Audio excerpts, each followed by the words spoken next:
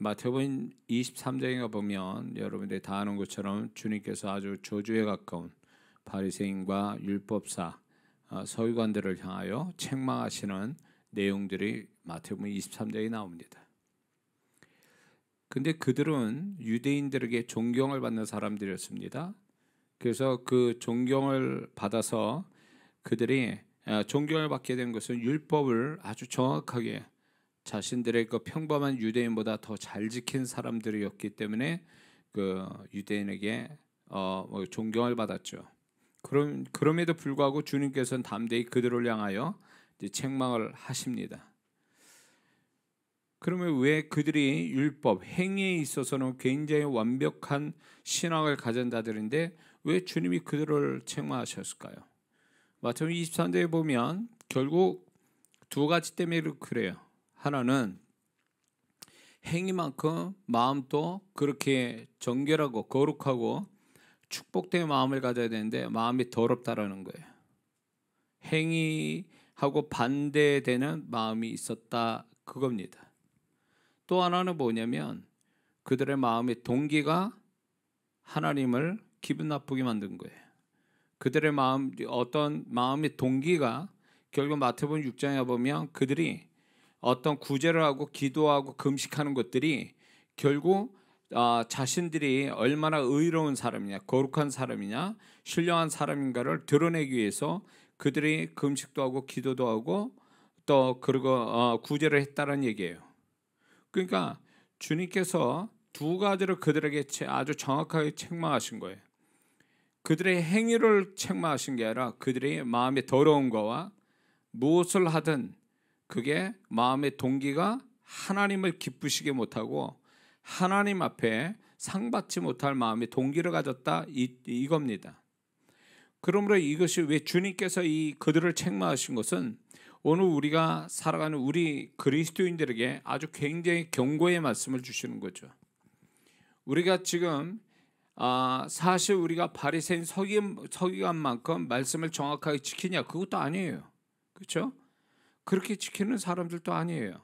그러니까 행위에 있어서 하나님 앞에 행위에 있어서도 부실하단 말이에요.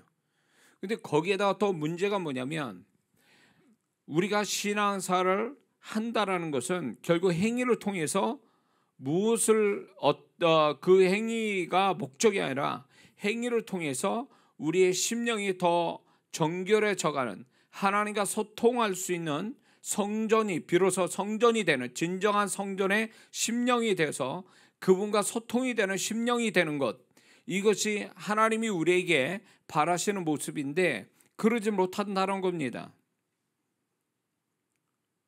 그리고 또 하나는 많은 성도분들이 신앙사라는 그리고 열심내는 그 모든 동기가 자기를 위한 거라는 거예요. 하나님을 위한 게 아니라는 거예요. 자기 복 받기 위해서, 자기 잘되기 위해서, 자기 편하자고 기도하는 것도 다 그거예요. 왜 주일날 나옵니까? 내가 안 나오면 벌 받고 벌 받을 것 같으니까, 또 나오면 하나님 축복한다니까. 그게 결국 그런 동기로 신앙생활을 하고 있는 거죠. 그렇게 되면 결국 마음도 행위만큼 정결하지 못하고 마음의 동기도 결국 보면 자기를 위한 거고, 그러니 그렇다고 행위조차도 바리새인이나 서기관만큼 흠이 없냐 그러면 아예 하자가 많은 행위를 갖고 있는 거죠. 그러니 그들보다도 사실은 마태복음 23장에 나타난 그들보다 더 책망을 받을 사람은 오늘 신앙생활하는 우리들이에요.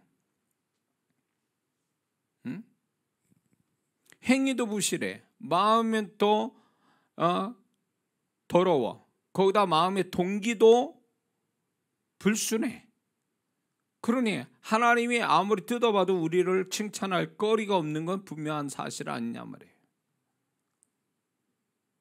근데 많은 성도분들이 이대로 좋사오니 난 이 정도면 잘하는 거야, 라오디게아 교인들처럼 나는 잘하고 있는 거야. 그래서 자아도취형 그리고 자만심에 빠져서 신앙사라는 거예요. 결국 그게 무엇을 얘기하냐면 어떤 말씀을 대하도 말씀의 진정한 그 말씀이 혼과 관절을 우리의 모든 걸 쪼개고도 남을 수 있는 아주 굉장히 샤프하고 충격적인 말씀을 경험하지 못해서 그렇고, 두 번째는 살아계신 주님을 만난 적이 없기 때문에 그러는 거예요. 그러니까 신앙생활이 그냥 괜찮아, 이 정도면 뭐 다른 성도 비해서 나는 괜찮은 거야, 이런 식으로 흘러가는 거죠.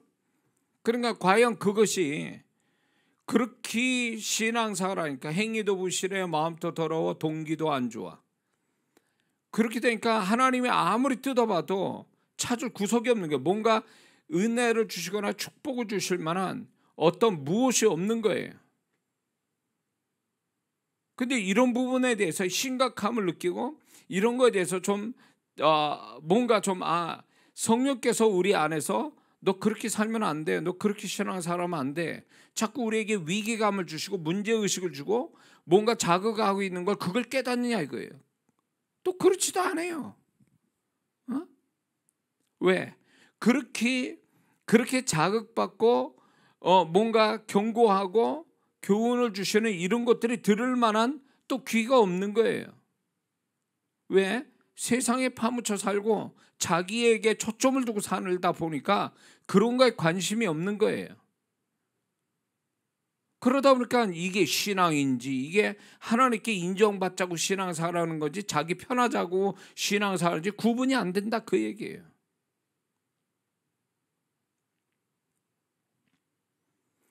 저는 이 열심 내는 성도분들을 이렇게 그 열심 자체를 보면 복받을 만한 사람들이 있어요. 열심 그 자체로 보면.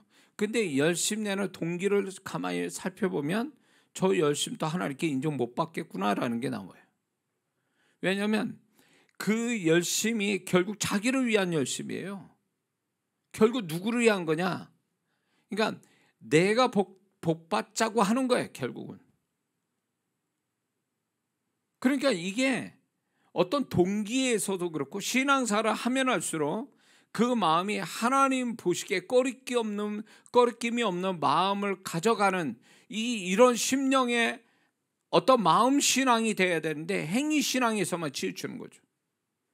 마음으로 하나님께 인정받고 마음으로 하나님을 기쁘시게 하는 이런 신앙이 안 돼 있는 거야, 아직도. 한국 교회 제가 목회 이 정도 하니까 이제 성도분이나 또 한국 교회가 어떻게 흘러가는지 좀 감을 잡고, 이제 제가 그런 부분을 좀 생각하고 있는 게,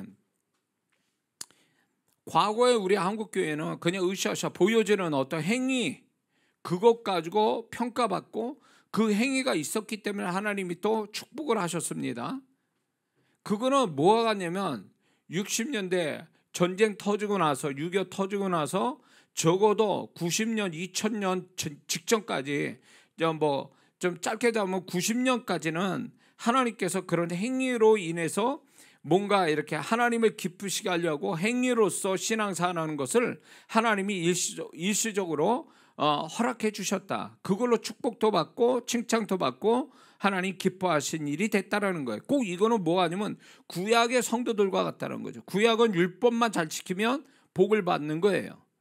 행위로서, 마음이 어쨌든 간에 그 행위로서 축복을 받는 것이 구약 성도예요. 그러나 우리가 알아야 될 게, 구약의 신앙이 온전한 신앙이냐? 아니잖아요. 행위로 치우친 그 구약의 신앙이 온전한 신앙이 아니기 때문에 신약으로 이제 그 신약의 어떤 신앙의 업그레이드가 신약에서 나타난 거잖아요.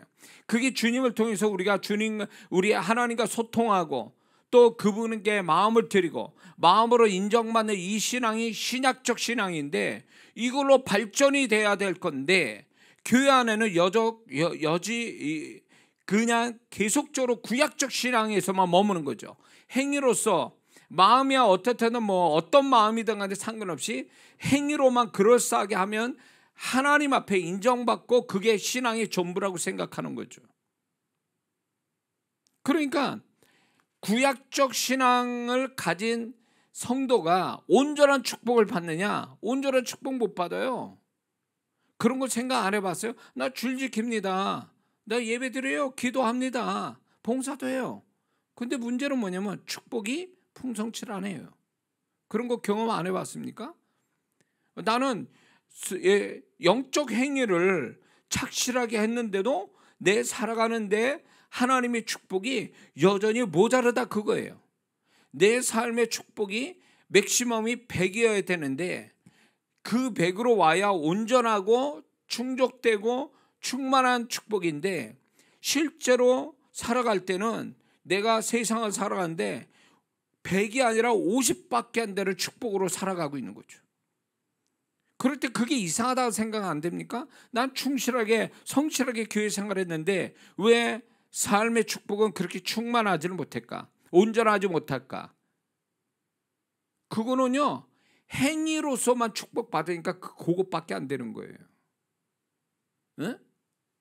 그러면 충만한 축복은 그 다음에 뭘로 하냐? 행위로 끝나는 게 아니라 마음신앙, 행위신앙 플러스 마음신앙. 다시 말해서 그 마음이 정결해지고 그 마음의 동기가 하나님 앞에 기쁘게 감동시키는 동기. 이거 두 가지가 마음신앙인데 이 두 가지가 있어야 되는데 이 두 가지가 빠졌다 그거예요.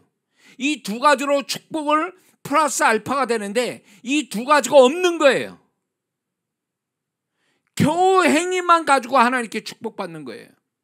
구약적 성도같이. 응? 하나님은 예수 그리스도를 주실 만큼 우리를 과분하게 우리에게 큰 축복을 주시는 하나님인데 뭔들 어떤 선물이든 아끼지 않겠냐라고 로마서에서 말씀하잖아요. 그러면 그분은 우리에게 풍성히 뭔가를 주기를 원하시는데 우리의 삶이 실제로 그럽니까? 영적으로 풍성합니까? 육적으로 풍성합니까? 하나님 나한테 너무 많이 주셔서 제가 감당 못하겠습니다. 더 이상 안 주셔도 됩니다. 이런 고백을 하고 삽니까 지금? 안 산다면 뭐가 문제가 있는 거 아니에요? 행위도 충만하지 못해. 바리새인같이 완벽하게 행위로서 하나님을 섬기는 것도 아니야. 거기다가 마음신앙은 더 안 되는 거예요. 그러니 축복이 비례해서 충만하게 오지 못하는 건 당연한 거 아니에요?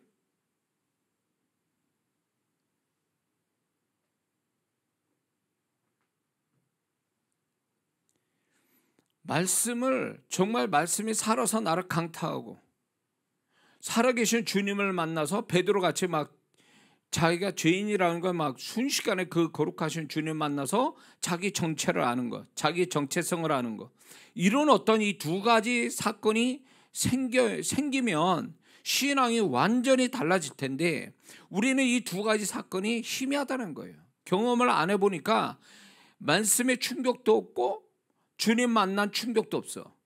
그러니까 결국 기준점은 뭐냐? 내가 기준을 잡고 사는 거죠. 응? 어떤 내가 가지고 있는 환경을 가지고 기준점을 삼고 보니까 그냥 이대로 괜찮아, 난 괜찮아. 다른 성도도 뭐 다 그렇게 하는데 뭐 그러면서 겨우 평가하는 게 행위로서 신앙을 평가하고 있는 거죠. 마음은 죄가 가득 차 있고 세상이 가득 차 있고 안 좋은 것들의 불순물이 그 마음에 가득 차고 있는 상태에서 행위만 하나님께 그럴싸하게 행위를 갖고 있는 거죠. 거기다 그런 마음을 가지고 있으니 동기가 바르겠냐 말이에요. 모든 동기가 다 자기를 위한 게 되는 거죠. 자기 우상이 빠진 거죠. 자기가 이제 결국 하나님이 되는 거예요. 모든 기준점이 자기니까. 목사가 말을 해도 안 들어요. 목사는 목사의 소리일 뿐이에요. 말씀은 골라서 듣습니다. 골라서 내가 선택을 하는 거예요. 그러니까 말씀 그 전체 통으로 그 말씀을 받아들여서 충격을 받는 신앙이 아니라 선택, 내가 원하고 좋아하는 것만 선택해서 받아들이는 신앙이 됐다 그 얘기예요. 그러니까 말씀이 그 성도한테는 우습게 보이는 거예요. 왜? 또 자기한테 편리한 대로만 말씀을 가지게 되니까 말씀 자체가 그 사람을 위한 하나의 수단이 되고 도구가 된 거야. 말씀 자체가 목적이 되는 거 아니에요. 또 이건 신앙도 아니지. 엄격하게 말하면요, 유대인들이 율법 지키는 것만큼도 안 되는 거예요. 그러니까 하나님의 은혜로 산다라는 게 얼마나 이게 실감나는지 몰라요. 뭐가 하나 제대로 된 게 있어야 하나님께서 하나님이 나를 축복하셔도 나는 분명히 이거는 하나님 앞에 분명하게 했기 때문에 하나님이 나를 축복하시는 거다 라고 하는 것을 정말 자신 있게 내놓을 것들이 있느냐 그거예요. 그런 것들이 없음에도 불구하고 우리는 여전히 잘 살아가고 있어요. 신앙생활 때 되면 교회 나와서 신앙생활 합니다. 이게 하나님의 은혜라는 거예요. 내가 그렇게 그럴 만한 사람도 아닌데 나를 이렇게 지키시고 보호하시고 책임져 주시고 은혜 주시고 그나마 내가 이렇게 세상에서 살아갈 수 있는 모든 것들을 이렇게 챙겨주신 그 하나님, 그게 놀라운 은혜라는 거죠. 구원만 은혜가 아니에요. 신앙은 개떡 같은데 행위도 부실해, 마음도 더러워, 동기도 별로 안 좋아. 그런데도 여전히 하나님의 은혜를 성실하고 그분의 축복과 그분의 손길은 여전한 그 자체를 생각한다면 이거는 굉장한 은혜죠. 구원 다음에 받는 엄청난 은혜를 받고 사는 거예요. 근데 그런 은혜를 은혜로 여기고 감사하고 사느냐 그 얘기예요. 그걸 얼마나 감사한지 감사하며 사냐고. 그게 당연하게 생각하잖아요. 그 은혜라고 보지 않잖아요. 내가 그만큼 하나님께 했으니까 하나님 나한테 그렇게 해주시는 거야, 이렇게 당연하게 생각하며 살잖아요 우리가. 그게 얼마나 건방진 거예요 하나님 앞에서.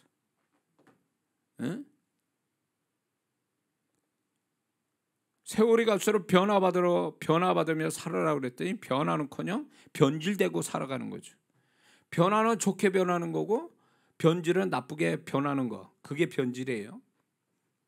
우리는 가면 갈수록 좀 더 변화되어가는 사람이 돼야 되는데 변화가 아니라 변질되어 가고 있는 거예요. 변질되어 가는 거예요.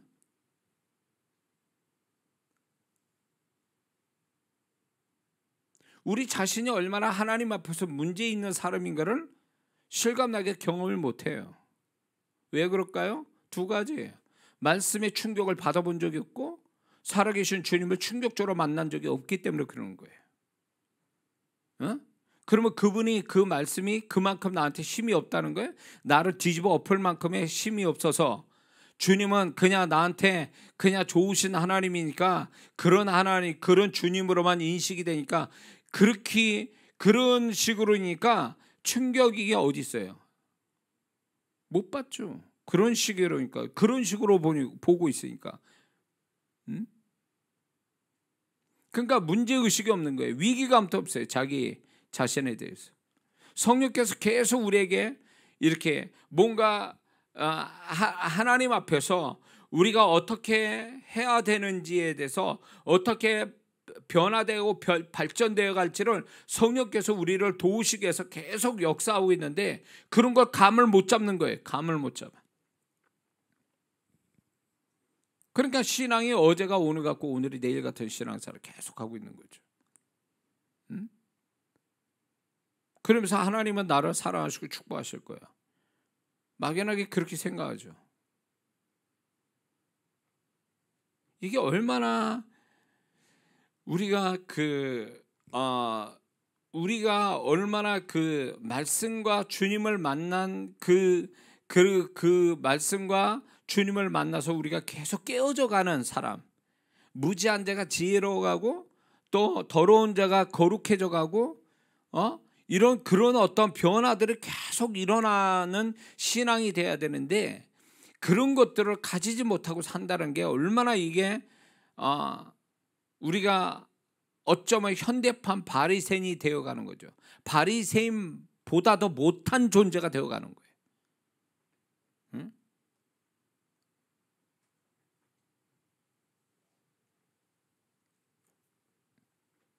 우리가 내 주머니에서 어쩌다가 돈 10,000원이 사라지면 그 10,000원 찾으려고 애를 쓰잖아요.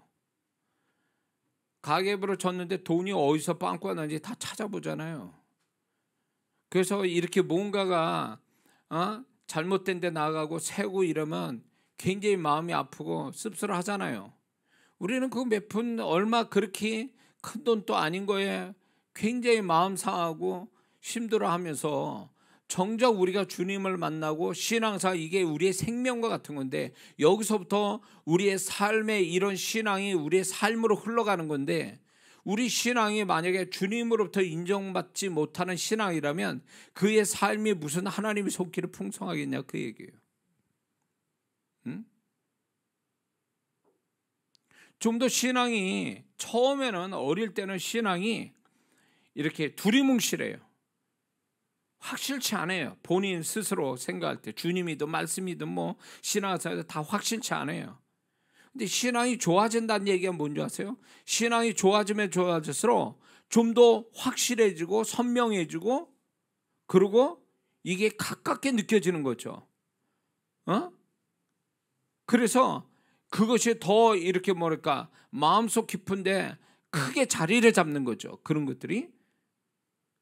그래서 그런 신앙사람이 하다 보니까 내 마음 안에는 그분의 것으로 충만해져 있는 거야. 세상 어떤 것이 비집고 들어올 자리가 없는 거지. 그게 신앙사 잘하는 거 아니냐 말이에요. 응? 근데 행위는 그럴싸한데 얘기를 하거나 심령을 들여다보면 도대체 이 사람이 어떻게 신앙생활을 했는지 의심스러울 정도예요. 응? 그러니까 소위 말해서 수박 같은 신앙이죠. 겉과 속이 달라요. 우리의 신앙의 정체는 어디에서 신앙의 정체성, 그러니까 그 신앙의 종착역은 어디냐 할 때 그 사람 심령이거든요. 그 심령에서 모든 게 결판이 나는데 심령이 바르지 못하면 신앙 행위도 결국 인정 못 받는 거예요. 근데 우리는 마음 따로 행위 따로를 생각해요.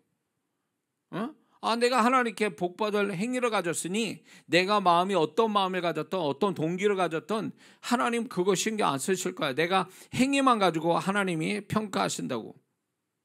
자, 그 사람의 존재값이 그 사람의 존재값은요 결국 그 사람 마음의 행위가 아니라 그 사람 마음 상태에서 그 사람의 존재값이 결정나는 거예요. 그 사람이 얼마나 성경 지식이 있냐, 연수가 있냐, 무슨 직분 받았냐, 능력이 있냐, 체험했냐, 그게 아니라니까. 얼마나 그 사람이 성실하게 신앙 행위를 가졌냐, 그게 아니라니까는. 그 사람이 진정한 하나님 주님께서 그 사람을 평가하고 그 사람을 이렇게 뭡니까 결정적으로 그 사람을 평가하는 그 기준점 뭐냐면 그 사람 심령이에요. 그 사람 마음이라고. 근데 마음에서 이미 마음의 상태가 행위만큼 더 못 쫓아가는데 그러면 결국 그 사람의 마음 상태가 존재값인데 존재값이 떨어지니까 그 사람의 행위조차도 값이 떨어지는 거예요. 그러니까 값이 떨어진 행위가 돼버리니까 하나님의 축복도 그만큼 값이 떨어지는 거예요. 응? 내 자식이 정말로 부모 보기에 정말 이쁜 짓 많이 하고 이러면요, 그건 내 자식이니까 별거 아니더라도 굉장히 그 아들, 그 자식을 굉장히 이뻐하고 어떻게든지 뭐 더 해주고 싶고 그러잖아요. 부모 마음이. 응? 내 새끼고 또 부모를 기쁘게 하니까 별거 아닌 행동을 해도 굉장히 이뻐 보이고 더 뭘 해주고 싶은 마음이 들잖아요. 존재가 그런 존재니까 부모에게 사랑받는 존재고 기뻐할 수 있는 그런 모습을 가진 자식이니까 뭘 해도 그 부모가 주고 싶어 하는 것과 같이 중요한 거는 행위가 아니라 그 사람의 마음이 정말 하나님 앞에 합당하냐, 하나님이 기뻐하는 마음의 상태를 가졌냐가 중요한 거예요. 그걸로 인해서 그 사람이 만약에 마음의 상태가 좋아서 존재값이 높다면 그 사람이 별거 아닌 것이라도 하나님은 충분히 그를 풍성히 축복하실 수 있는 하나님이시거든요. 그래서 여러분들이 이거 생각해 봤습니까? 나는 뭐 정말로 열심으로 성실하게 신앙생활 했는데 축복은 그것만큼 안 따라오더라 라고 생각이 든다면 그 원인을 찾아야 되는데 그 원인은 그 사람의 심령 상태를 보면 딱 답이 나와요. 그 사람의 마음 상태를 딱 보면 왜 내가 열심히 신앙 행위를 가졌는데도 축복이 그만큼 안 오는지에 대한 해답이 거기에 있다고. 자, 예를 들어서 어떤 사람이 봉사를 합니다. 근데 봉사를 정말 거룩하고 하나님께 복받을, 다른 사람한테 칭찬받을 봉사를 합니다. 몸으로. 근데 그 사람 마음이 불평과 원망, 거기에다가 다른 사람 비교하면서 다른 사람을 비난하면서 그 봉사를 해요. 실제로 본 거예요. 제가 어릴 때도 그랬고 커서도 그렇고. 이런 분들이 있어요. 봉사는 굉장히 은혜스럽고 복받을 일인데 그 사람 봉사하는 그 사람은 잘못됐어. 마음에 불평이 있고 원망이 있고, 그러면서 그것도 모자라가지고 입으로 다른 사람을 시기하고 질투하면서 또 비난하면서 봉사를 해요. 그러면 과연 그 봉사가 하나님께 상달이 되고 축복이 되겠냐 그거예요. 안 되죠. 왜 안 될까요? 행위 자체는 복받을 행위인데 그거를 결정짓는 그 사람의 마음 상태가 잘못됐다 그거예요. 마음 상태가 그런 상태니 행위만큼 더 수준 떨어지는 마음이니까 축복이 안 오는 건 당연한 거예요. 예배를 드려. 예배가 얼마나 하나님이 기쁘시게 해드리는 거예요. 그러나 예배를 드리는데 마음에 어떤 세속적인 마음이 가득 차고 딴 생각하고 졸고 예배를 드려요. 그러면 그 예배가 그 사람한테 축복이 될까요? 말씀은 듣지도 않아. 그런 마음 상태를 가지고 하나님께 예배 드린 자가 그 예배에 축복을 받거든요. 몸뚱이만 왔다고 그래서 그게 예배가 되겠냐 그 얘기예요. 그 마음에 각을 떠서 하나님 기뻐할 마음을 가지고 예배를 드려야지. 믿음으로 약속을 붙들고 예배를 드리고 하나님 사랑해서 예배를 드리고 이런 마음에서 뭔가 하나님을 기쁘게 하는 마음 상태를 가지고 예배를 드려야 그 예배 자체가 축복이 될 텐데, 예배를 드리는데 몸뚱이로 왔는데 마음은 딴 데가 있고 마음은 상태가 안 좋아. 그러니까 예배에 무슨 축복이 오냐고. 그러니까 그 사람의 신앙 행위는 그럴싸하고 복받을 행위인데 복이 안 와. 하나님의 은혜와 축복이 안 나타나. 왜 그럴까요? 원인 그거예요. 그 사람 마음이 그 행위만큼 안 따라가는 거지. 그걸 이상하게 생각도 안 해요. 그러니까 예배 안 드린 사람이나 예배 드린 사람이나 복 못 받기는 똑같아.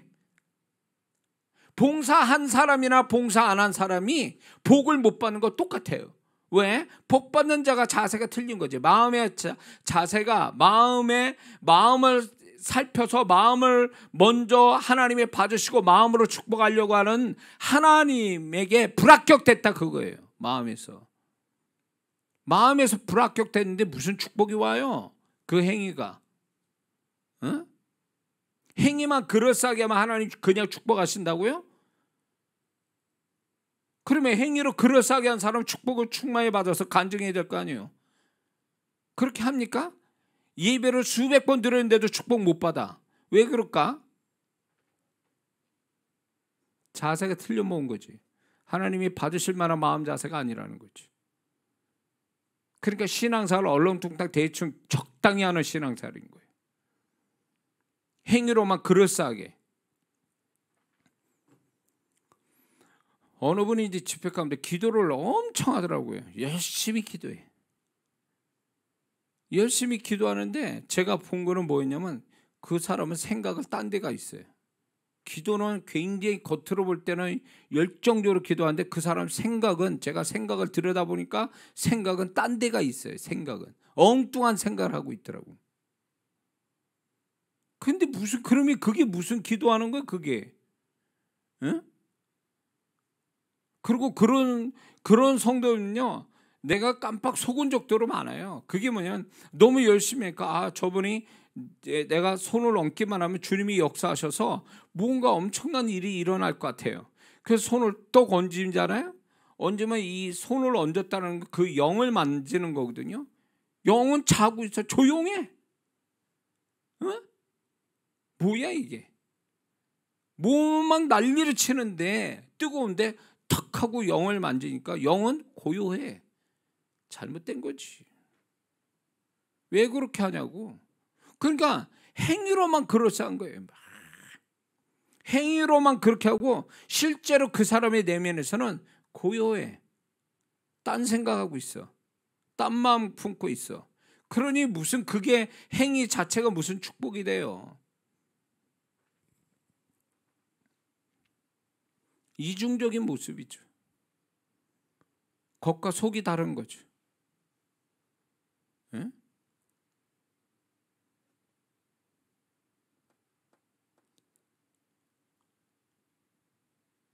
어느 집사님이 이러시더라고요. 제가 간증을 했을 거예요.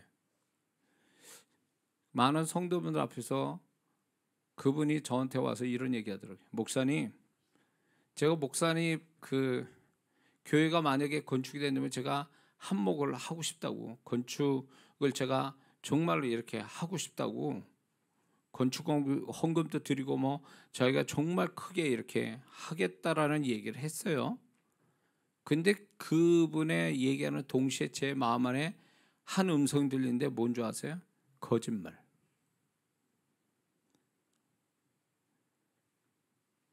건축원금 하기 전에 11조부터 해야지. 11조도 안 하는 사람이 무슨 건축원금 한다고 그래요. 거짓말이지. 교회로 옮겼더니 그분이 먼저 도망갔어요. 헌신 안 하고. 그게 뭐예요? 주님은 안 속아요. 그러니까 그분은 말하고 행동이 말하고 마음이 다른 거죠. 주님은 이미 알아보셨어요. 못 믿는다 그거예요. 네 말 내가 못 믿어. 네 심령 보니까 내가 못 믿겠는데 이런 거예요. 응? 다윗이 왜 위대한 줄 아세요? 다윗은 하나님과 마음이 합한 자라고 했어요. 그분 마음이 주님의 마음이라는 거예요. 하나님 마음.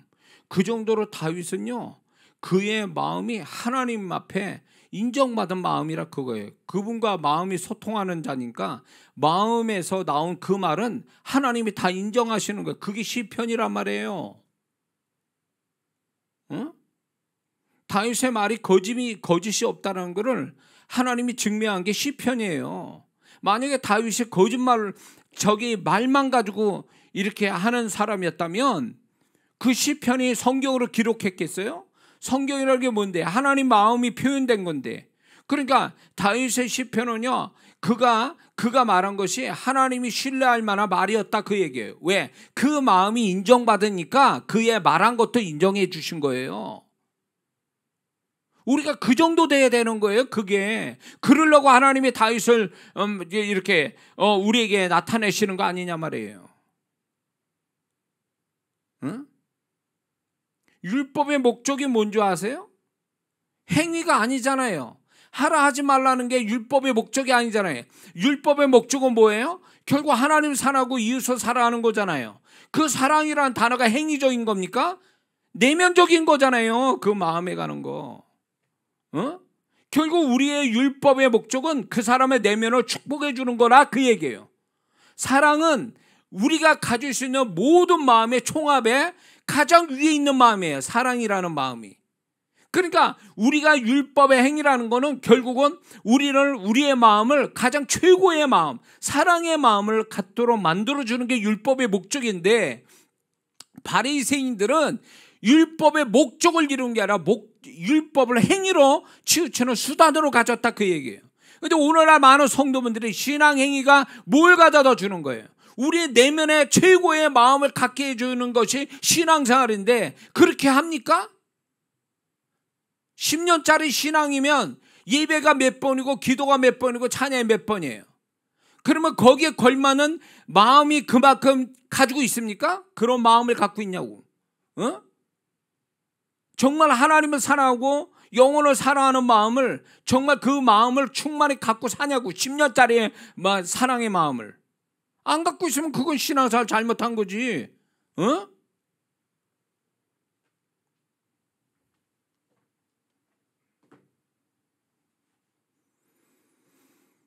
신앙생활 똑바로 해야 돼요.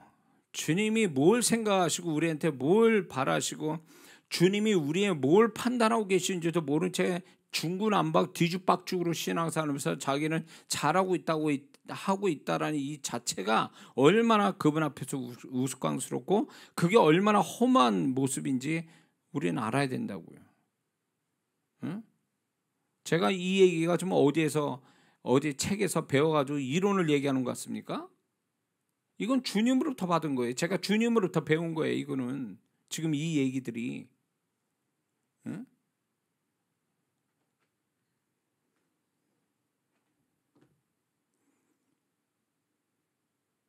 그 많은 성도분들이 지금 이런 설교를 안 들으려고 그래요. 특히 좀 못 좀 된다고 하는 성도분들을. 응? 그러니까 주님이 벌써 아유 너는 제껴 이 신앙을 아예 주님께서 넌 인정 안 해. 이렇게 제껴놓은 신앙들인데도 불구하고 본인은 또 아니라고 그러죠. 벌써 주님의 마음을 내가 가지고 이렇게 판단해 볼 때에 불합격이다 저건. 어? 평균치도 안 되고 불합격이야 완전히. 합격선에 들어가지도 못한. 그러니까 은혜가 있습니까? 주님의 축복이 확실합니까? 간증하라면 간증할 게 없어요. 왜? 주님 만난 경험도 없으니까 간증도 못하지. 응?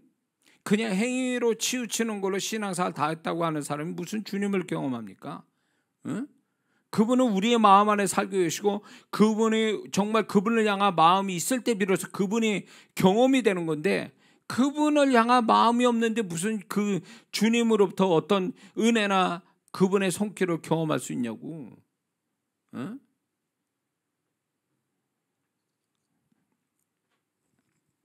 그분은 살아계신데 그분을 경험합니까? 마음과 우리 삶에서 그분이 살아계셔서 어떻게 계시는지 그런 것들을 여러분들이 경험하고 사시냐고요.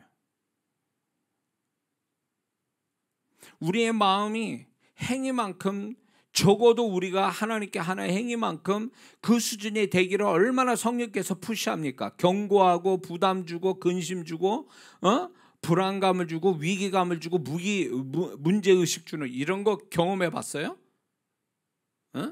그런 거에 반응을 해봤냐고. 그런 거에 대해서 이대로 살면 안 되는 거 이렇게 하면 안 되는구나.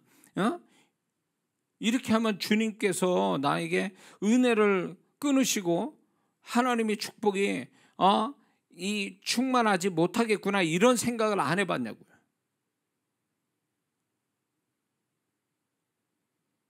그냥 살아가는데 바쁜 거예요.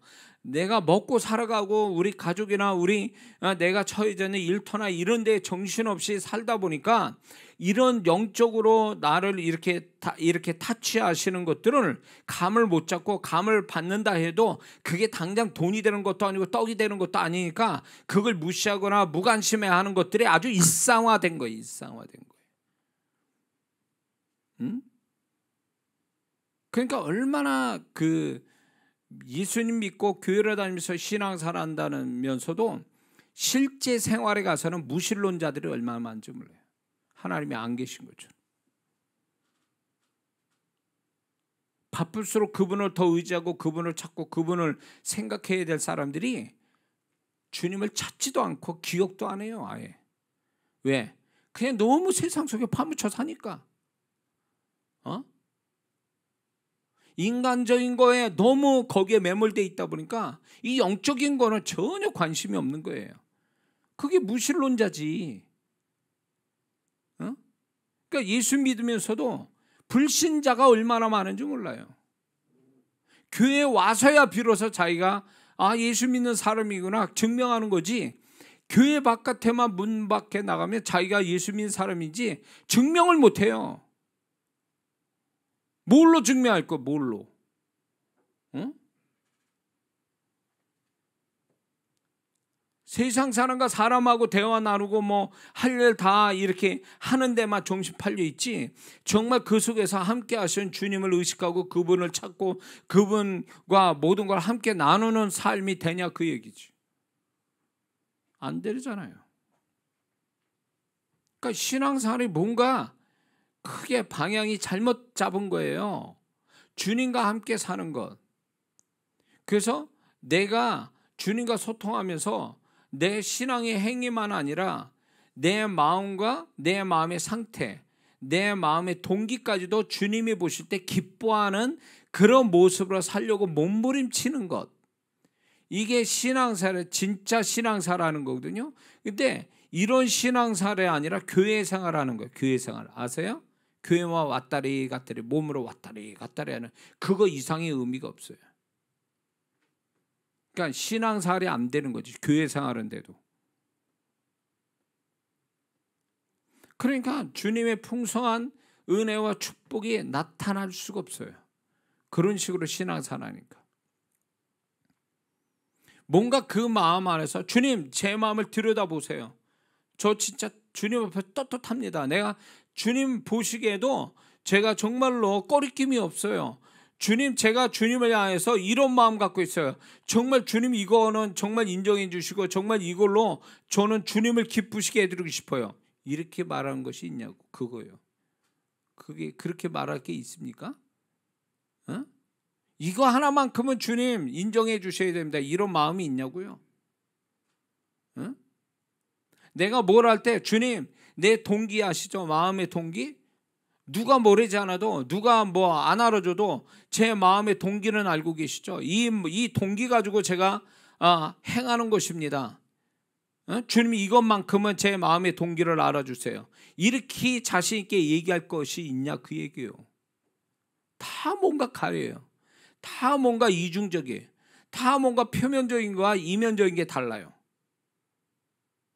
다 그게 주님을 위한 거라지만 그게 깊이 들어가 보면 순수치 못해. 그것도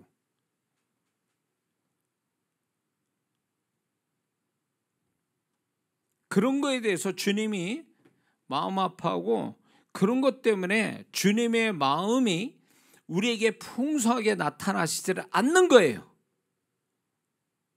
어? 내 마음만 있지 정말 주님의 마음이 풍성히 나타납니까? 내가 기도 한마디 할 때 그분의 마음이 오냐고. 내가 정말 주님 내 마음을 들여다보세요. 내가 이런 마음 갖고 있어요. 그러면서 주님께 떳떳하게 이야기할 때 그분이 정말 내 마음 안에 그분의 마음이 정말 나타나냐고요. 내가 잘못했어. 마음으로 상태가 안 좋아. 주님 제가 부끄럽습니다. 주님 앞에 내가 이런 마음을 갖고 있어요. 그러니 회개합니다. 그럴 때 나를 안타까이 여기시면서 내 마음을 다시금 고쳐주시고 싶어하는 그분의 마음이 나타납니까? 회개도 의무적으로 하는 거예요. 그 회개를 하면서 주님이 내 마음을 안타까이 여기고 정말로 나의 마음을 좀 더 그분이 바라시는 마음으로 좀 채워주고 싶어 하시는 그분의 마음을 아느냐 이게 회개할 때도. 회개를 왜 해요? 벌 받을까 봐? 안 하면? 내지는 그냥 의무적으로 합니까? 또 그 다음에 또 죄질 거를 기대하고? 그러니 그분의 그 마음이 그런데 그분의 마음이 나타나냐고. 우리 마음 안에서. 나타납니까? 예배 가운데 나타납니까? 기도 가운데 나타납니까? 찬양 가운데 나타납니까? 그분의 마음이 나타나요? 그분의 음성이 들려요?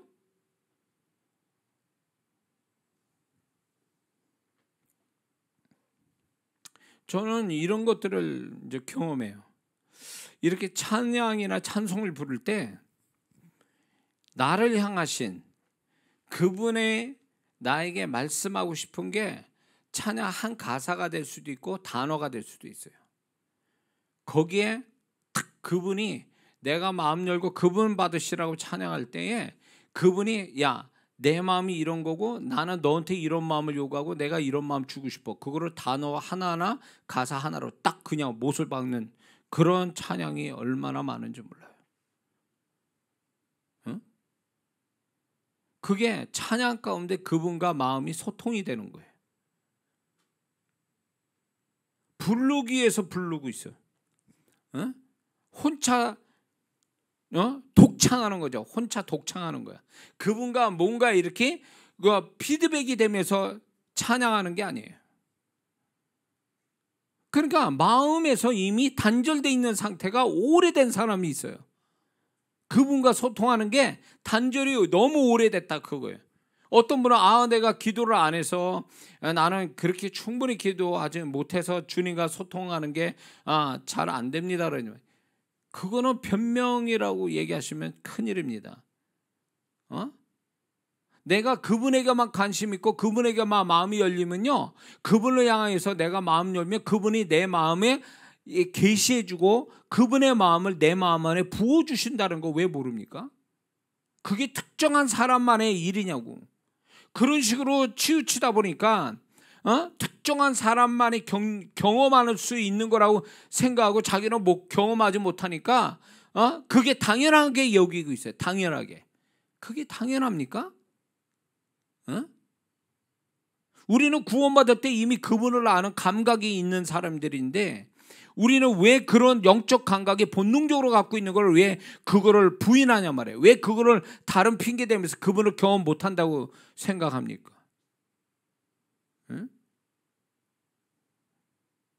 그러니까 주님께서 우리가 죄 짓는 거를 슬퍼하시죠. 그러나 더 슬퍼하신 건 뭔지 아세요? 그분과 소통이 안 되는 거 슬퍼하시는 거예요.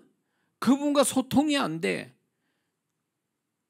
그러니까 그렇게 신앙사라는 그 성도들이 정말로 그분을 바라고 그분을 사모하고 그분께 마음을 열고 뭐 이렇게 해서 그분의 것들을 막 주거니 받거니 이런 신앙사로 꿈꾸는 게 아니라 그냥 행위로 치우치고 주님 없이 내가 했다라는 그 자체만으로 만족하는 신앙이 되다 보니까 주님과 관계가 끊어진 거예요. 예배나 기도나 찬양이 다 주님과 관계를 맺자고 하는 영적인 수단인데 관계를 맺은 게 아니라 혼자 하고 끝나버리는 거지. 그러니까 주님을 경험 못하는 거예요. 왜 주님을 경험 못하냐고. 기도에도 그분과 소통이 이렇게 이루어질 수 있고 찬양 가운데도 그렇고 예배 가운데서도 그게 다 그분을 경험하는 것들인데 그래서 내가 혼자가 아니구나. 내가 지금 하고 있는 것에 주님은 반응하고 계시는구나. 그분이 나랑 소통하고 계시구나. 이게 왜 간증이 안 되냐고. 왜?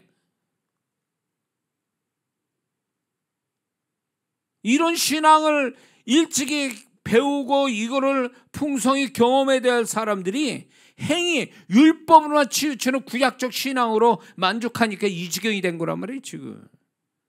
응? 주님을 얘기해보려면 할 수 있어요? 여러분의 마음속에 어떻게 주님이 계신지 얘기해보려면 할 수 있냐고. 여러분의 신앙 행위 속에, 영적 행위 속에 주님이 어떻게 하시는지 그거 얘기할 수 있냐고. 못하면 그건 자기 혼자 애쓰고 만 거지. 주님께 관심도 없는 거예요. 그게 과연 신앙이냐 말이에요. 주님과 관계가 끊어졌는데 주님과의 어떤 소통이 끊어진 게 무슨 신앙이냐고. 그게 종교 생활하는 거지. 죽은 교주한테 죽은 어떤 종교, 죽은 신에게 하는 행위에 지나치지 않는 거예요. 그거는. 정신 차려요. 응? 뭐가 신앙인지 모르고 그냥 엉뚱한 방향으로 내달리고 하는, 주님이 인정하지 않고 주님이 또 저기 뭡니까 만나 주시는 게 아니라 안 만나 주시는 게 아니라 만날 수 없게 만드는 신앙을 그걸 신앙이라고 하면서 신앙사라는 것이 얼마나 그게 잘못된 줄 아십니까? 왜 살아계신 주님을 죽은 주님으로만 인식하고 사냐 그 얘기예요. 응?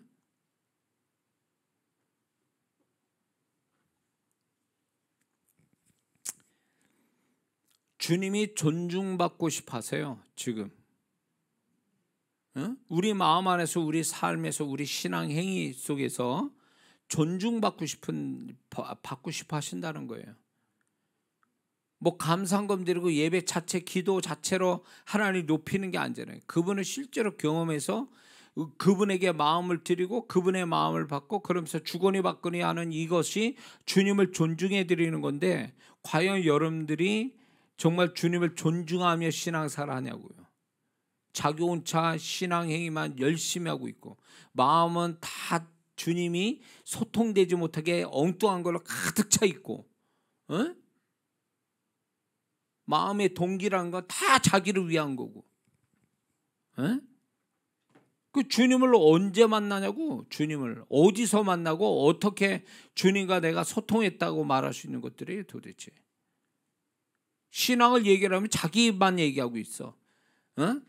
신앙은 주님과 1대1로 소통하면서 이렇게 관계를 맺는 게 신앙인데 자기 얘기만 하게 해요. 자기 얘기만. 아, 내가 뭐 예배 어떻게 드렸어. 뭐 근데 목사님 설교가 은혜스러워. 뭐 어쩌자는 거야 도대체. 왜 자기 얘기만 하냐고. 주님은 어디가 있어요? 주님은 네가 두세 사람 있는 곳에 내가 두세 사람 있는 곳에 내가 너와 함께 있고 예배 가운데 계신다고 그랬잖아요. 강림하여 복을 주신다고 말씀하시고 얼마 그분이 모든 것에 함께 해주신다고 약속도 주시는데 왜 그분은 얘기 안 하고 왜 자기만 얘기하냐고. 신앙의 주체자가 납니까? 내가 우상 받아 내가 영광 받으려고 신앙생활 하냐고. 응? 주님이 나한테 어떻게 하시는지 신앙 행위를 통해서 주님이 나를 어떻게 생각하고 어떻게 하시는지 그거를 좀 감지하는 것이 신앙생활이란 말이에요. 그러니까 주님이 우리는 알게 모르게 이미 주님을 무시하고 살고 있는 거예요. 지금 라우디게아 교인들 되는 거는 시간 문제예요. 주님을 무시하고 살고 있잖아요. 주님을 인식 안 하잖아요. 생각 안 하잖아요. 말하지도 않잖아요.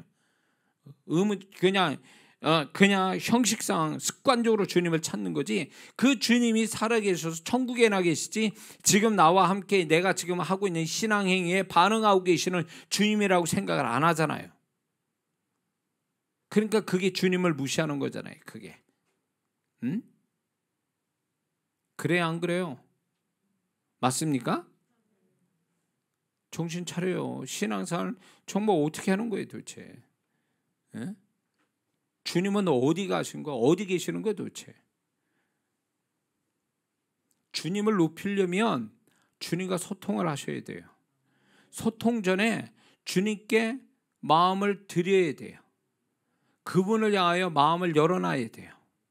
그래야 그분이 가까이 오실 거 아니냐 말이에요. 근데 나는 마음 닫아놓고 있고 주님이 오셨는데도 내가 마음을 닫아놓고 딴 데 신경 쓰고 있는데 주님이 어떻게 그 사람과 상대를 하냐 말이에요. 마음 닫아놓고 눈동자는 딴 데가 있어.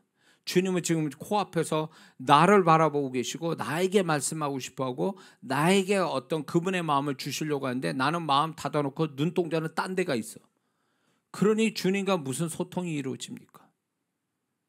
에? 주님을 경험하고 주님을 발견하고 주님의 어떤 손길을 경험하려고 해야 신앙이지 주님을 빼놓으면 자기만 있는 거지 행위만 있고. 그러니까 바리새인들은 뭐예요? 하나님을 만나는 신앙이 아니었다는 얘기예요. 행위로 치우쳐서 자기를 위한 신앙이 돼버린 거예요. 그러니까 마음이 더러워진 거지. 동기가 불순한 거지. 그러니까 주님이 칭찬할 거리가 없는 거예요. 행위가 온전한데도 그 마음 상태나 마음의 동기가 불순하니까 주님이 인정 안 하는 거예요. 행위도 인정 안 했잖아요. 그 존재가 하나님께 인정 못 받는데 그 사람이 행위가 무슨 인정받냐고. 존재 자체가 인정 못 받고 있는데 지금.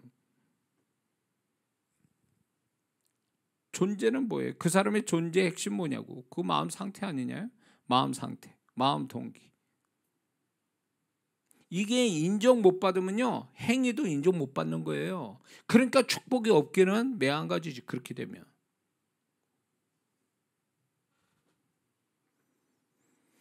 신앙생활 대충 얼렁뚱땅 이렇게 그렇게 하시면 안 돼요. 신앙생활 잘한다는 건요 결국 주님과 소통이 잘 된다는 얘기고 주님 닮아서 모든 게 정확하고 명확하고 확실하다는 얘기예요. 그게 신앙생활 잘하는 사람들. 대충 이럴 거야 라고 그런 생각으로 신앙생활해. 주님은 그렇게 생각 안 하는데 자기가 그럴 거야 라는 생각을 가지고 나는 이 정도면 됐어 라는 이런 자기 만족의 그런 식으로 신앙생활하니까 신앙 같지도 않은 신앙생활을 하는 거지. 주님이 인정하지도 않는 신앙 같지 않는 신앙. 주님은요 내가 주님과 코드가 맞고 이렇게 정말 주님이 바라는 태도를 딱 가지면 반응이 나보다 더 세게 와요. 그분은 굉장히 어떤 우리를 향한 감정이나 생각이 풍성하셔서 나보다도 더 풍성한 생각과 감정을 나타내 주신다고요. 그래서 저는 이렇게 표현해요. 주님은 아주 예민한 섬세한 그러나 온유한 여자와 같다, 이렇게 저는 표현하고 싶거든요. 굉장히 뭐랄까 표현을 정말 이렇게 하시려고 하고 나보다 더 풍성한 어떤 표현력을 가지고 나와 상대하기를 원하시는 분이 바로 주님이시거든요. 근데 우리는 그런 주님을 아예 무시해버리니까 인격적인 주님이 무시당하면서 그 사람과 소통을 안 하시거든요. 생각해보세요. 어떤 사람이 자기를 무시하는 사람과 계속 들러붙어서 교제하고 싶은 사람은 어디 있겠어요? 그러니까 인격적인 주님이 인격이 무시당하면 주님이 어떻게 그 사람한테 풍성히 나타나십니까? 못 나타나시죠. 그러니까 그런 사람은요, 결국 주님을 경험할 수가 전혀 없는 거예요. 전혀 없어요. 주님 불러도 막연한 거지. 주님 만나진다는 예배 속에서도 주님을 경험 못하는 거예요. 신앙생활 잘해야 됩니다. 할렐루야. 교훈이나 없고, 성경에서 교훈이나 없고, 자기의 영혼에 충격을 받아야 될 말씀을 그냥 겨우 자기가 살아가는데 도덕과 윤리적인 측면에서 교훈이나 없고, 어떤 지식적 만족만 가지고 성경을 보고 있고, 주님은 그냥 불러지는 아주 습관적인 어떤 단어고, 그게 무슨 신앙이에요? 그게 실제잖아요. 말씀도 실제적인 실상을 가져오는 실제적인 능력이잖아요. 그 말씀 자체가, 그 말씀이 곧 하나님이시라. 그 말씀 자체에서 우리는 그분을 또 경험하는 거고, 우리는 실제 현재 함께 하시는 과거의 하나님이 아니라 지금의 현재 하나님을 우리는 경험하고, 마음에서 경험하고, 이 경험적인 신앙이 필요한데, 우리는 경험적인 신앙이 아니라 그냥 나 혼자 행위로 치우치는 신앙생활을 하고 있다면 이건 지금 잘못하고 있는 거예요. 신령한 사람만 그렇게 경험하는 게 아니에요. 지금 제가 얘기한 이거 신령한 사람만 신앙생활 이렇게 하는 게 아니에요. 누구나 다 그렇게 하는 건데, 어디서 배웠는지, 이거는 특별한 사람만이 경험하며 신앙생활 한다라고, 그거를 어디서 배웠는지 겸손도 아니고, 이것이 결국 주님과 거리가 멀어지게 하고 주님을 경험하지 못하는 신앙으로 전락해버린 거예요. 그리고 그게 합리화된 거예요. 나는 기도를 못하고 나는 신령하지도 않으니까 주님 경험 못하는 게 당연해, 이런 식으로 하는 거예요.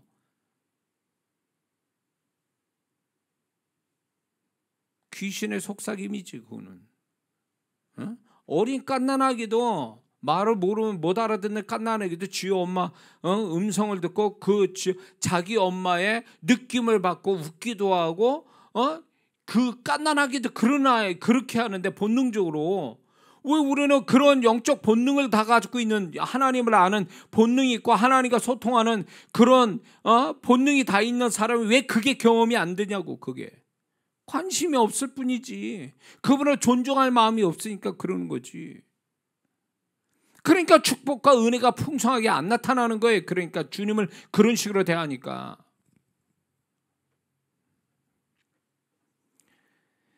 신앙생활 잘해야 됩니다.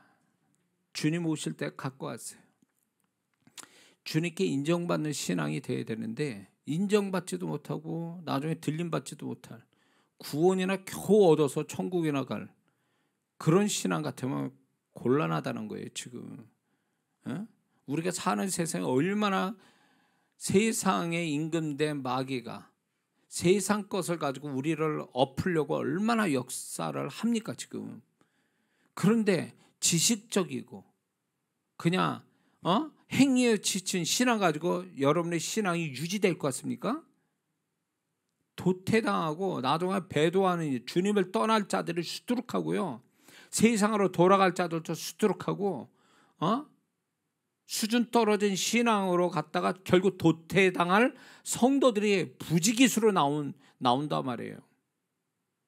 그렇지 않고 주님께 마지막까지 인정받고 사는 신앙이 되려면 회개만 잔뜩 하는 그 신앙 가지고는 안 된다 그거예요. 살아계신 주님과 친밀하게 교통하며 그분을 경험하며 발견하며 그분과 소통하며 사는 신앙생활이 지금 되지 않으면 세상에 잡혀먹게 돼 있거든. 우리의 존재가, 신앙이. 그런 세상에 지금 살고 있잖아요, 우리. 응? 여러분들 생각해 보세요. 교회 안에 예배를 착실하게 성실하게 다니는 성도가 많을 것 같아요? 교회 바깥에 구원받은 영혼이 더 많을 것 같아요? 저는 확실히 믿기는 교회 바깥에 구원받았으나 교회 바깥에서 살고 있는 정신없는 성도들이 더 많을 거라 봐요. 교회 안의 성도보다도. 그러면 그 다음 타자는 누굴 것 같아요? 희미하고 정말로 어리석고 무지하고 신앙의 어떤 방향성도 없고 이렇게 하는 사람이 그 다음 타자예요. 도태될 그 다음 타자. 이단으로 가든가 세상으로 가든가 이런 식으로 교회를 떠날 성도들이 대기하고 있거든. 교회 안에 뒷자리에 앉아가지고 신앙 같지도 않은 신앙생활. 그 사람들은 이제 서서히 사단이 끌고 나갈 영혼들이에요. 그거 연합할 줄도 모르고 교회 공동체 안에 들어오지도 못하고 연합도 못하고 어설픈 신앙생활, 희미한 신앙생활. 이제 그 다음 타자예요. 그 사람들. 이유는 되겠지. 신앙, 나 교회 떠납니다. 왜? 뭐 저 사람이 안 좋아서, 교회가 마음에 안 들고, 목사님 설교가 안, 그렇게 변명되고 나가지만 결국 사단에게 뒷덜미 잡혀가지고 끌려 나가는 거예요. 그거는.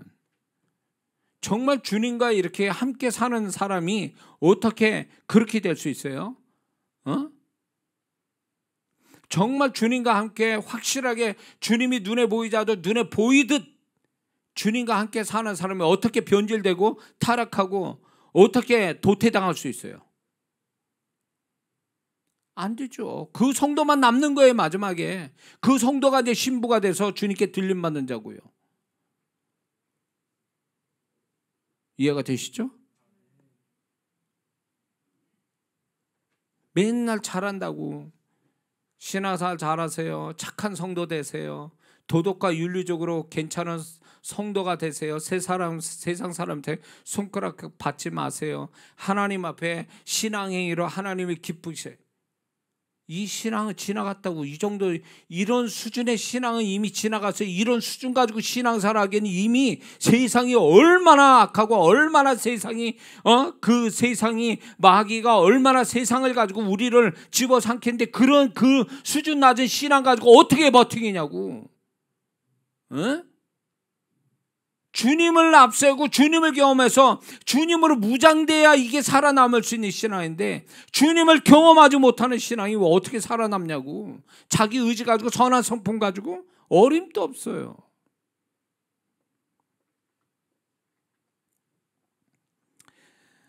신앙생활, 우리가 지금 저도 왜 이야기를 이렇게 하는지 알 수가 없어요. 기도 속에서 잠깐 주신 그 영감 어떤 메시지 한 구절 한 마디를 주신 걸 가지고 지금 얘기하는데, 이게 주님께서 얼마나 지금 있는 성도들을 답답해 하시는지를 제가 하면서도 제가 느끼는 것 같아요. 주님과 초점도 안 맞고 교통도 안 되고 인정도 못 받을 그런 신앙생활을 하면서 자기는 신앙생활 잘한다고 하는 거, 주님께 보증받지도 못하고 주님이 나타나지도 않는 신앙생활, 그거 여러분들 위기예요. 그걸로 정말 나는 신앙생활, 난 정말 이러다가 이게 잘못 주님 앞에 인정 못 받는 신앙생활 하는 거 아니야 라는 그런 마음을 좀 가지고 봐야 되는데, 누가 그런 얘기를 해요? 자기를 돌아볼 수 있는 어떤 그런 내용의 얘기를 누가 하냐고. 주님의 마음을 대변할 자가 누가 있냐고. 주님이 어떤 생각을 가졌는지 누가 그걸 얘기해 주냐고. 도덕과 윤리적이고 율법적 행위만 얘기하고 있고, 그러니까 그거에 맞춰서 나는 저 목사님 말에 이 말씀에 난 잘 지키고 있어, 이걸로 이제 자기가 신앙생활 잘한 걸로 착각하고 있어요. 문자적인 그 지식과 그 다음에 어떤 행위로만 치우치고 살아계신 주님은 하나도 경험 못하고, 말씀 속에 진짜 그 말씀 속에 하나님이 그 말씀 통해서 자기를 충격을 주고 있다는 것도 경험 못하고.